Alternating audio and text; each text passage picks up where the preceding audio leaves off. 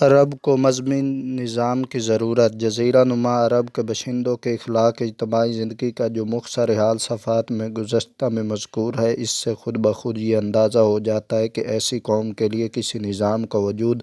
خصوصاً نظام دینی کا وجود، کس قدر ضروری تھا، اور یہ کہ جس قوم کے افراد انسانی نظام کے تابع ہو کر زندگی بسر کرنا اپنی توہین سمجھتے ہوں، ان کی اصلاح مذہبی و دینی نظام کے سوا کون کر سکتا ہے؟ اقوام عالم قبل از اسلام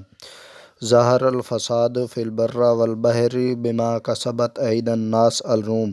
خشک وطری میں فساد پھیل گیا تو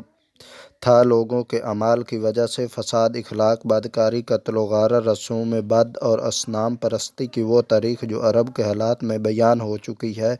کچھ عرب ہی کے ساتھ مخصوص نہ تھی بلکہ کل اقوام عالم کم و بیش ان احوال میں اہل عرب شریک تھے۔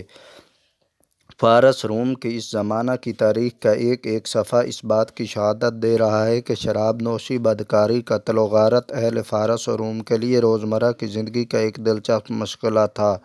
جس میں ان کے ادنیٰ و اعلیٰ سب برابر شریک تھے۔ اس طرح ہندوستان میں اصنام پرستی اور رسوم بد کا یہ حال تھا کہ زندہ انسان بتوں کے نام پر بھیٹ چڑھائے جاتے اور مردہ شوہر کی خاطر زندہ عورت کو نذر آتش کیا جاتا تھا،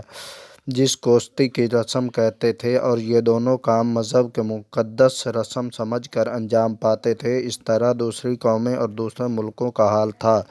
غرض تاریخ کے یہی واقعات کہ قبل ظہور اسلام تمام اقوام عالم صحیح روحانی زندگی سے ناآشنا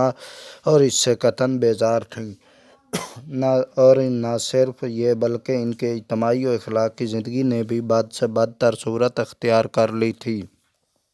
اور نظام دینی کی وہ بنسیں جو اپنے اپنے زمانہ میں ملکوں اور قوموں کے لیے خدا کے پیغمبروں نے قائم کی تھیں، یکساں پارہ پارہ ہو چکی تھی۔